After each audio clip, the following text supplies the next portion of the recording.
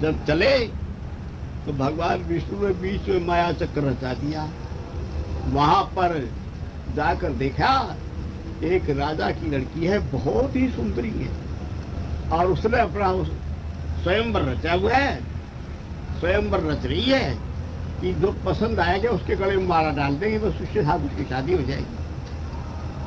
नारद जी ने भी देख लिया, बोले हाँ ठीक है, शादी लायक है। कहने के ठीक है। अब वो बेचारी घूमती घामती आए, सबको देखती फिरे। नारद जी मुंह कर दे अपनी अग्नि तरफ, वो फिर चली जाए, उसको देखे ही नहीं। खैर स्वयंवर का नियम उसका ये था कि भाई 2 दिन में, 4 दिन में, 10-20 दिन में जब लड़की को कोई बार पसंद आएगा तो माला पहनाएगी, नहीं पहनाएगी, चाहे 10 बार स्वयंवर हो। तो कह लगे क्या बात। शंकर जी के 2 गण बैठे थे, वो कह लगे नारद जी तुम यूं क्या कर रहे हो, यदि इससे शादी करनी है तो विष्णु भगवान से रूप ले आओ, विष्णु का रूप रखाओ, तब इससे शादी बढ़ेगी तुम्हारी। गया बैकुंठ में, कल आइए मुनिराज कैसे है कि हे विष्णु थोड़ा अपनी शक्ल हमें दो, तो अपना रूप दे दो। हे हरि तुम अपना रूप हमारा हमें दे दो थोड़े दिन के लिए। हरि नाम विष्णु का भी है, बंदरों का भी है।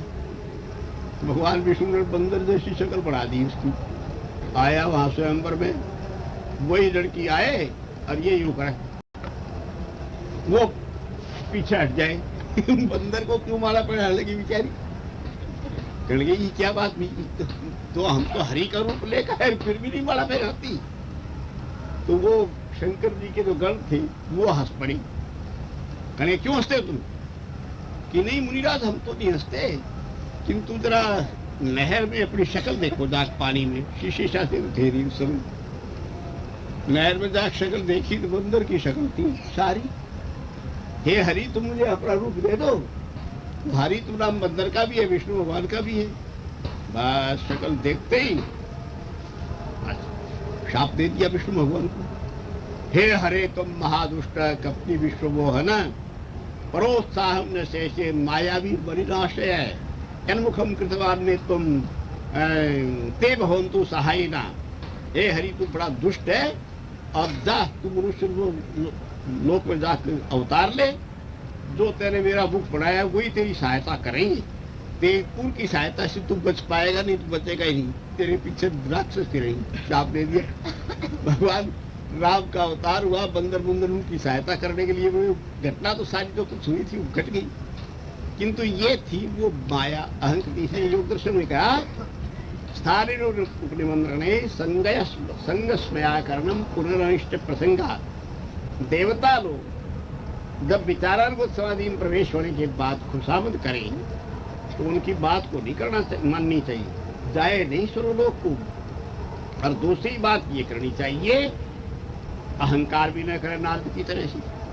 जैसे नारद कहने आओ इदानीम तावत देवानाम पूज्योस्मि, हमने कामदेव को जीत लिया, अब देवताओं के भी गुरु हो गए हम, तो कोई बाकी नहीं रही। अहंकार भी न करे। अच्छा देखो हमारे बच्चे जिन्होंने दृढ़तर अभ्यास किया वो बने और ऊंचे बने, बहुत ऊंचे बने। और ऐसा उपक्रम भी आया। जिस समय रघुनंदन प्रसाद ने हमसे दीक्षा ली टाट वाले बाबा ने, तो फिरोजाबाद में जिन्होंने अपना आश्रम बना लिया ड्यारा, उनके समकालीन एक साधु ने और ने दीक्षा ली थी। उसका नाम था रमणी गिर, नागा साधु था वो। साधुवाना नाम था रमणी गिर, और वैसे उसका जन्म नाम था राधेश्याम। उसके गांव का नाम है उदयशा। चंदौसी और मुरादाबाद के बीच में नमैनी उदयशा नाम का गांव है। उस नमैनी उदयशा के किसी ब्राह्मण कुटुंब से में उसका जन्म हुआ था। उसको हमने योग दीक्षा दी। अपने पहले नियम के अनुसार हमने दृढ़तर अभ्यास कराया उसको। खूब 2-2, 6-6, 8-8 घंटे ध्यान में बराबर बैठाया करते थे, खाने पीने को जरा दिया करते थे। धीरे धीरे बढ़ते बढ़ते बहुत ऊंची स्थिति उसकी बढ़ गई। वितर्कानुगत समाधि के बाद में विचारानुगत समाधि के अंदर प्रवेश कर गया। और उसने गंध तन्मात्र के लोक देखे, रस तन्मात्र के, रूप तन्मात्र के रूप देखे, चारों तरफ लोग देखते देखते स्वर्ग देखा सारा का सारा। प्रभु जी दिखा दिया करते थे, स्वर्ग आदि यूं दिखाया करते थे कि मनुष्य के मन में फिर स्वर्ग भोग की लालच बह रही। ये योग दर्शन का सिद्धांत भी है कि पर वैराग्य दृष्टानुशाविक विषय पितृसस्य वशीकार संज्ञा वैराग्य, देखे हुए सुने हुए जो विषय हैं उन पर कंट्रोल करना तो है, वो वशीकार संज्ञा वैराग्य अर्थात अपने आप को रोक लेना। दृष्टानुशाविक विषय वितरण से वशीकार संज्ञा वैराग्य, देखे हुए और सुने हुए जितने विषय हैं उनसे अपने मन को काबू में कर ले, वो तो है वशीकार संज्ञा वैराग्य। और एक इससे बड़ा वैराग्य तत्परम पुरुष ख्यातिर गुण वैतृष्ण्यम, वो पर वैराग्य है जिसमें योगी गुणों से वितृष्ण हो जाते हैं, गुणों से इच्छा ही नहीं। तो ये था वशीकार संज्ञा वैराग्य।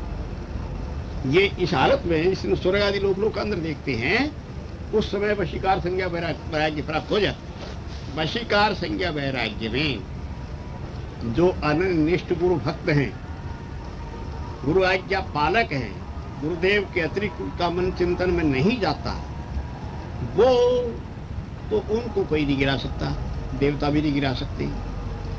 वैसे योग दर्शन ने ये तो कह दिया, स्थानीय प्रबंधने संगस्मयाकरणम पुनरिष्ट प्रसंगात, स्थानीय लोग देवता लोग जब निमंत्रण करें तो योगी को उनके मोह प्रपंच में भरना नहीं चाहिए, अहंकार भी नहीं करना चाहिए। किंतु जहां पर गुरु भक्ति है वहां पर प्रलोभन चलता ही नहीं, वहां प्रलोभन से परे।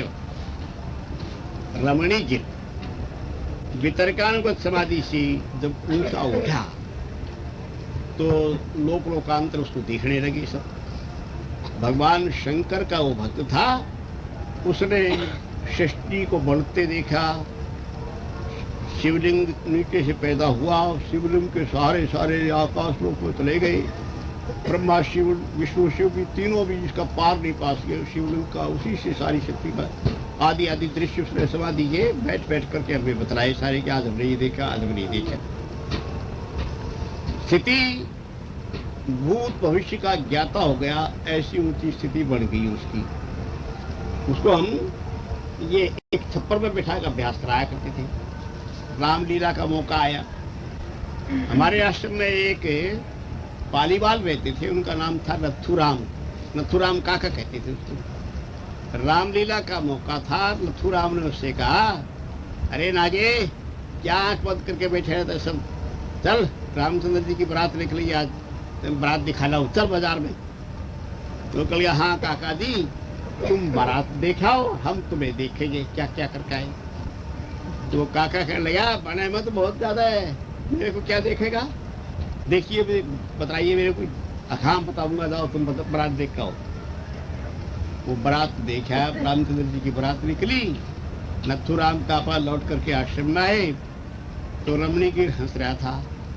हंसते हंसते उसने कहा, काका जी बतलाओ, आंख बतलाओ कि आप यहाँ से गए, दौरे के बाहर जाकर कुड़िया के पास लघु शंका बैठे, लघु शंका करके आप वहाँ कुएं के पास गए, वहाँ प्याव लग रही थी और ठाकुर लोगों ने ठंडाई बनाई हुई थी, आपको ठंडाई पिलाई, उसमें भाग का अंश भी था थोड़ा ठंडाई में।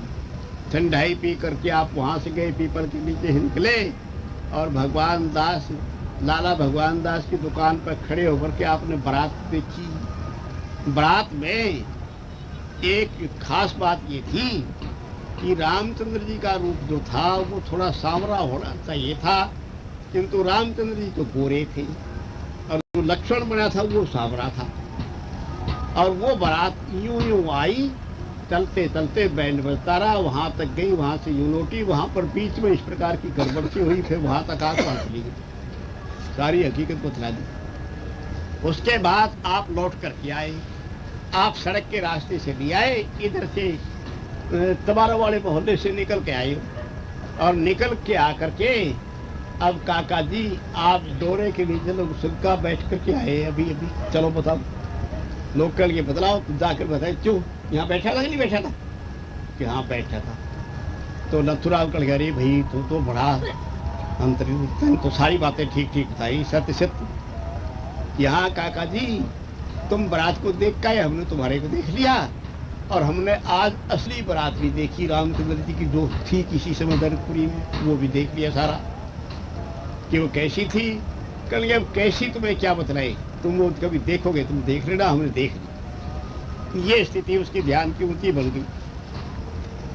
इतनी ऊंची स्थिति बनने पर फिर बात आई वो स्थानिन प्रमंत्रणे संगस्मयाकरम पुण्यनष्ट प्रसंगात। उसने हमें बतलाया कि गुरुजी आज तो मैं स्वर्गलोक में गया, तो स्वर्गलोक में देवताओं ने मुझसे मेरा बड़ा मान किया, और वो कहने लगे तू यहाँ क्या करता है, ये देख ये कन्या तेरे लिए बैठी है, तेरे को तक रही है, तब की यहाँ चला है स्वर्गलोक में, यहाँ इसी से तेरी शादी हो जाएगी, क्या तू योग ध्यान में पड़ा हुआ है। मुझे उसने ये ध्यान की स्थिति सुनाई अपनी, उसने सुनाई, उधर योग दर्शन कह ही रहा था, स्थान प्रमंत्रणे संगस्मयाकलम पुनरिष्ट प्रसंगात। देवता लोग जब ऐसे प्रलोभन दे, प्रलोभन की स्त्री जाति का प्रलोभन देते देवता ज्यादा, तो उस समय योगी को उनकी बात माननी नहीं चाहिए। और गुरुदेव के सामने गुरोरग्रे वक्तव्यम सत्यंत कदाचन है, गुरुदेव के सामने कभी भी झूठ नहीं बोलना चाहिए, सत्य बोलना चाहिए।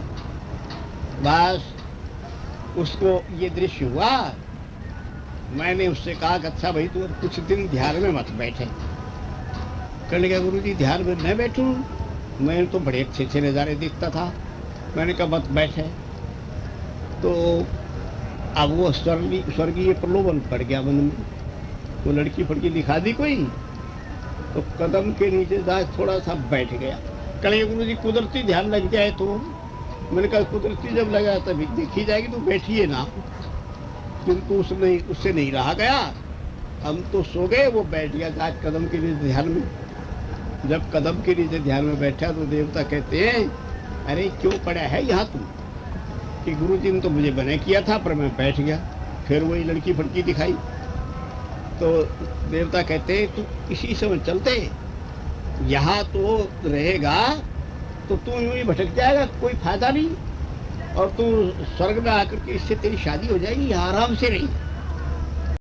कहने मुझे इस बात का क्या पता स्वर्ग में कैसे, अच्छा तू यहाँ से तो चल, ये तेरे पास मनुष्य लोक में ही आ जाएगी, तेरे सामने यूं विमान से आएगी, फिर उसी विमान में बैठ के तू स्वर्ग में आ जाएगी।